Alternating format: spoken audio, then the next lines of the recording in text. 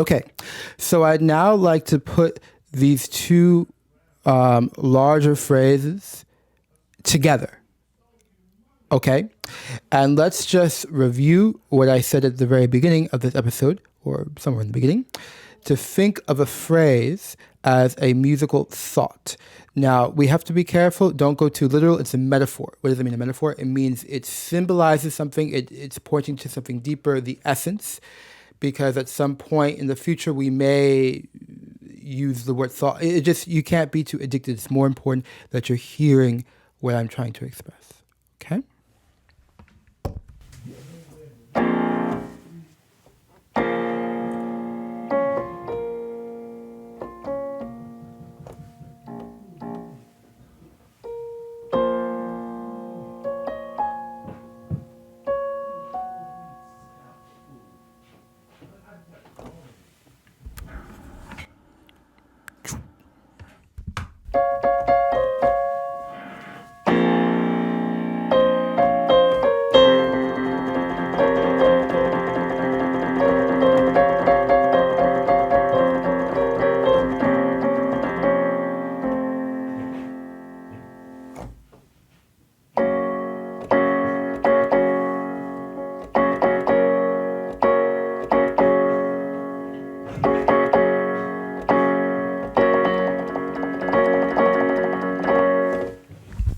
Okay, so did you hear a fundamental change?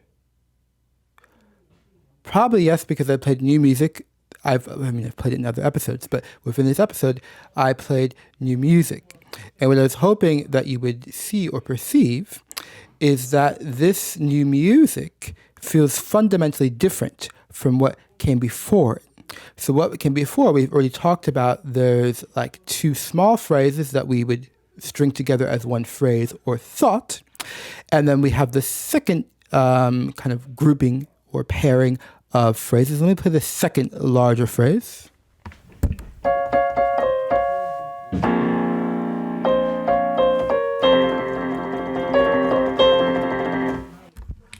Right, that was the second larger phrase. So we have one larger phrase, a second larger phrase, and they feel like two contrasting ideas or two different thoughts.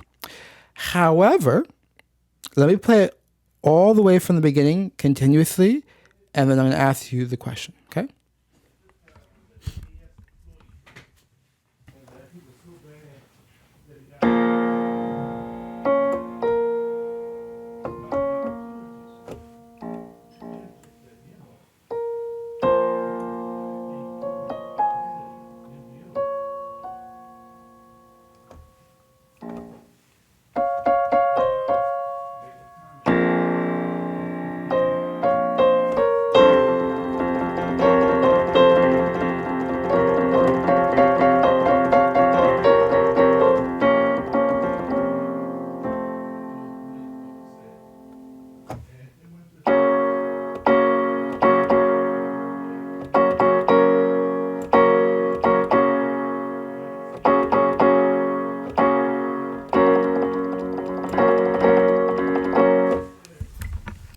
Okay, so did you perceive a fundamental change at the end with the new section? I was going to end the video with the punchline of the section, but whatever. Let me play the very ending of that second larger phrase.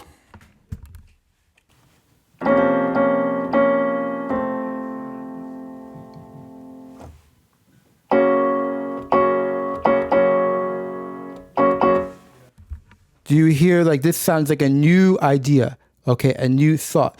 Partly, yes, it is. There's a pause. Listen for that pause.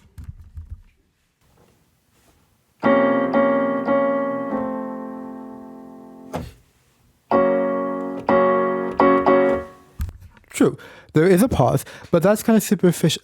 It's not superficial, but that comes after, okay? The pause clarifies something deeper. Another thing,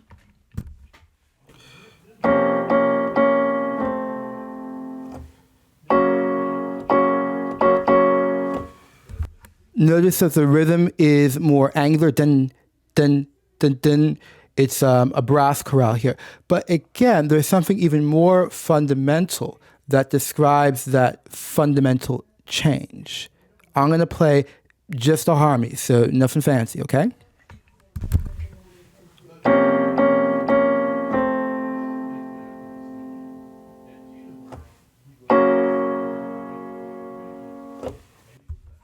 Let me play that again. So the very ending of that second larger phrase that we talked about.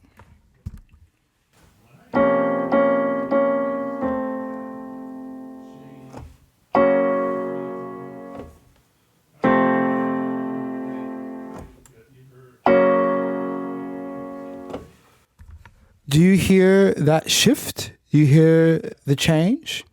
Well, that change is a change of harmony. So something to understand is musical phrases, our perception of a musical phrase is partly dictated by changes in harmony. So just to recap, let me just I'm going to fast track through the phrases we've seen. It's going to be out of time. It's going to be anti-musical, but just so we can move forward a little bit, okay?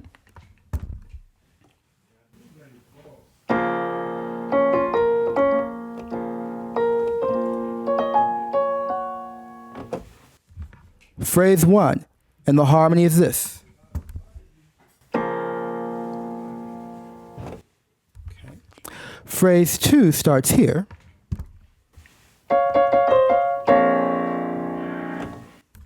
So there's some change, but the harmony is the same. And the first significant harmonic change, sounds so technical, I'm sorry, but I think now we can handle it. The first significant change of harmony is here.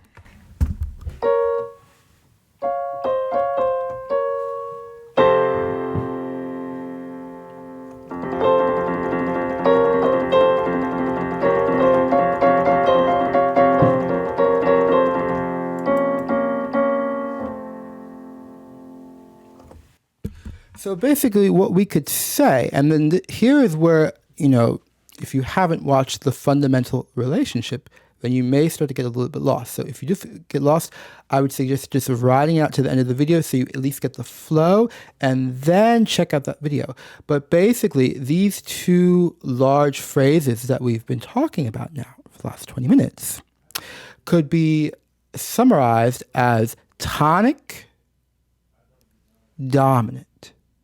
Okay, let me just prove that. Okay, so we have the tonic.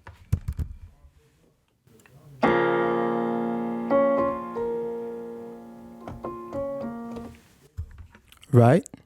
The second larger phrase starts in the tonic. Again, check out our previous videos on the tonic and dominant, but it starts in the tonic.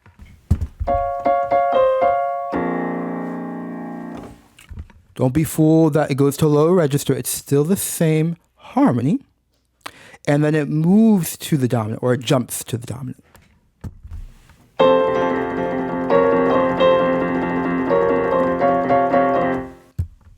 So we could say phrase 1 is like the tonic, okay? And phrase 2 is the dominant. And then we get to a totally new phrase.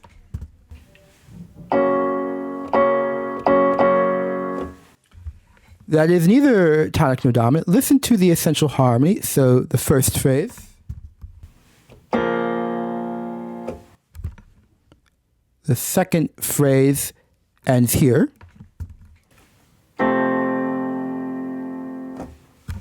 And the new phrase. So what has happened? Whereas previously we had phrase 1 contrast with phrase 2.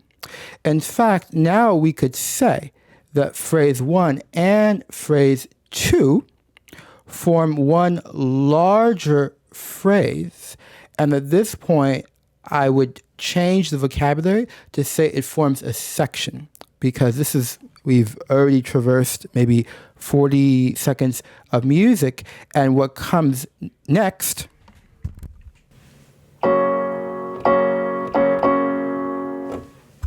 is a new harmony and feels fundamentally different from what we just heard. I hope that you were able to hear these things. I think the most important thing is to hear, be worried about the language. You can't put music into words. I'm trying to do it just to facilitate, but at all, whenever possible, use your ear and not your mind. Have a great day.